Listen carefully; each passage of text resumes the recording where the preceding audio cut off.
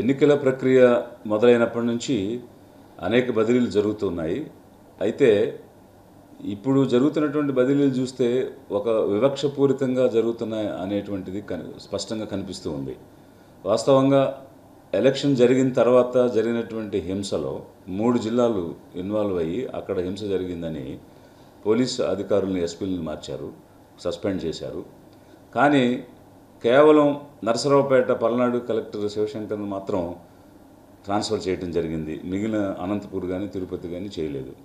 ఇప్పుడు rule of law అనేటువంటిది ఏ విధంగా ఉంటుంది? ఈక్వాలిటీ బిఫోర్ లా అనేటువంటిది, లా అనేది అందరికీ సమానంగా ఉండాలి. కానీ దానిలో కూడా వివక్ష చూపించడం అనేటువంటిది ఇక్కడున్నటువంటి అధికార యంత్రాంగం చూపిస్తున్నటువంటి వివక్ష స్పష్టంగా కనిపిస్తూ ఉంది. చరిత్ర అంతా కూడా ఎవరైతే బలహీన వర్గాలుగా ఉన్నారో, వారు నోరులేని మూగజీవులుగా ఉన్నారో వారే బలవుతూ వస్తూ ఉన్నారు. ఎప్పుడు ఏ సంఘటన జరిగినా బలిపశువులు ఎవరు అని అంటే ఈ బలహీన వర్గాలుగా ఉన్నటువంటి పేదలే బలిపశువులుగా అవుతున్నారు. ఎలక్షన్కి ముందు 3 కలెక్టర్లు మార్చారు, అనంతపురం, కృష్ణా మరియు తిరుపతి. అప్పుడు కృష్ణా జిల్లాలో ఉన్న రాజుబాబుని, తిరుపతిలో ఉన్న లక్ష్మీషాని ఎలక్షన్కి ముందు మార్చారు. కారణాలు ఎవరికి తెలియదు, కనీసం వారికి ఏ రకమైనటువంటి ఇన్ఫర్మేషన్ కూడా లేదు. ఈ రీజన్ వల్ల అని నోటీస్ కూడా లేదు. ఇప్పుడు నరసరావుపేట పల్నాడులో ఉన్నటువంటి శివశంకర్ని మార్చారు.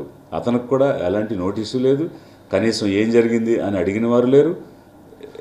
ఒకేసారి ఏకదం ట్రాన్స్ఫర్ అనేటువంటిది ఇచ్చేశారు.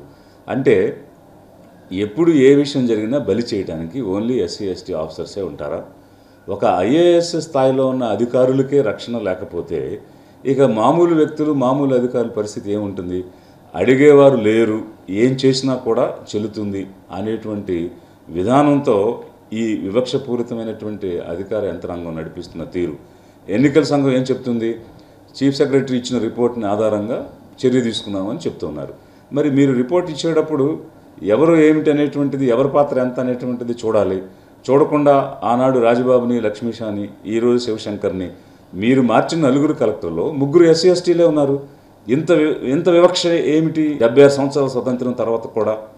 పైగా వారందరూ కూడా చాలా ఎఫిషియెంట్గా పనిచేసే అధికారులు, సమర్థవంతంగా పనిచేసిన అధికారులుగా పేరు తెచ్చుకున్నారు.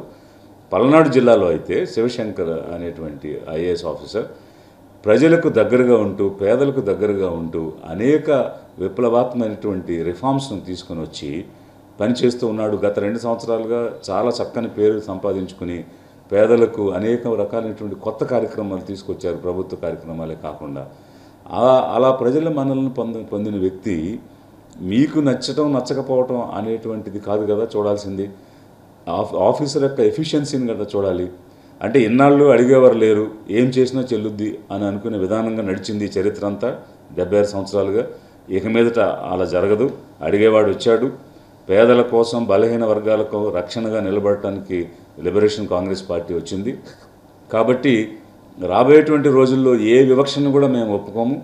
ఎక్కడ తప్పు జరిగినా పేదల తరపు నిలబడతాం, బలహీన వర్గాల తరపు నిలబడతాం, ఎస్సీ ఎస్టీ బీసీ మైనార్టీల తరపు నిలబడతాం. ఇది తప్పు, దీన్ని ఉపసంహరించుకోవాలి. మీరు మళ్ళీ పల్నాడు కలెక్టర్గా శివశంకర్ను పునరుద్ధరణ చేయండి. లేదు ఈక్వాలిటీ బిఫోర్ లా అంటే సస్పెండ్ చేస్తే ఎస్పీలను అందరినీ సస్పెండ్ చేయాలి.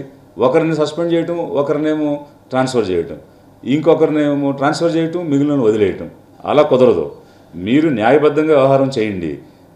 అక్కడ తిరుపతి జిల్లాలో కారు తగలబెట్టారు, ఇంటికి నిప్పు పెట్టారు, కానీ అక్కడ చర్య లేదు. వేరే చోట ఏమో సస్పెండ్ చేస్తారు. అలా కుదరదు. మీరు చేస్తే న్యాయబద్ధంగా చేయండి. అక్కడ చర్య తీసుకుంటే అందరి మీద సమానంగా చర్య తీసుకోండి.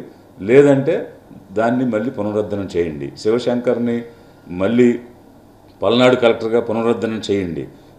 లేదు అక్కడ ఏదైనా మీరు ఎత్తి చూపించగలిగిన తప్పు ఉంటే, ఈ రోజుల్లో మన ఆంధ్ర రాష్ట్రంలో అయితే డిస్ట్రిక్ట్ మ్యాజిస్ట్రేట్ రోల్ అనేది లా అండ్ ఆర్డర్లో లిమిటెడ్గా ఉంది. ఇది బీహార్, ఉత్తరప్రదేశ్ లాగా లా అండ్ ఆర్డర్లో డిస్ట్రిక్ట్ మ్యాజిస్ట్రేట్ యొక్క ఫైనల్ ఆర్డర్స్ ప్రతి చర్యలోనూ తీసుకునే విధానం ఇక్కడ లేదు. ఎప్పుడైతే డివిజన్ అనేది జరిగిందో పవర్స్, లా అండ్ ఆర్డర్లో మేజర్ షేరు పోలీస్ యంత్రాంగానికి ఇచ్చారో అప్పటి నుంచి డిస్ట్రిక్ట్ మ్యాజిస్ట్రేట్ అనేటువంటి పదవి ఓవరాల్ సూపర్విజన్లో ఉంది తప్ప నేరుగా లా అండ్ ఆర్డర్లో ఇన్వాల్వ్ చేస్తున్నటువంటి క్రమం ఇంచుమించు ఒక 30 సంవత్సరాల నుంచి లేదు. ఇప్పుడు జరిగేటువంటి లా అండ్ ఆర్డర్ సిచ్యువేషన్కి కలెక్టర్ని ఎట్లా బాధ్యం చేస్తారు? ఇది యూపీ బీహార్ కాదు కదా అక్కడ డిస్ట్రిక్ట్ మ్యాజిస్ట్రేట్ రోల్ ప్లే చేయడానికి. మీరు పల్నాడు కలెక్టర్ని బదిలీ చేయకుండా ఉండాల్సింది. తప్పు చేశారు, అధికార యంత్రాంగం తప్పు చేసింది. ఎన్నికల సంఘం దృష్టికి కూడా దీన్ని తీసుకుని వెళ్తున్నాము. మీరు కేవలం సిఎస్ ఇచ్చిన రిపోర్ట్ని ఆధారంగా ఇలా చర్య తీసుకుని వివక్షపూరితమైన నిర్ణయాలు తీసుకోవడం అనేటువంటి తప్పు. ఇది రాజ్యాంగ విరుద్ధం. అందుకోసం ఇప్పుడు జరిగినటువంటి బదిలీలను పూర్తిగా ఖండిస్తూ రాజబాబు విషయంలో కానీ, లక్ష్మీషా విషయంలో కానీ, ఇప్పుడు జరిగిన శివశంకర్ విషయంలో కానీ దీన్ని మేము పూర్తిగా వ్యతిరేకిస్తున్నాము. ఇప్పుడే కాదు, రాబోయే రోజుల్లో కూడా అడిగేవాళ్ళు ఉన్నారు. బలహీన వర్గాలకు రక్షణగా నిలబడేటువంటి వాళ్ళు ఉన్నారు. Liberation Congress party SC ST BC మైనార్టీలకు జరిగే అన్యాయాన్ని ఎత్తి చూపిస్తుంది. న్యాయం జరిగే వరకు పోరాడి తీరుతుంది.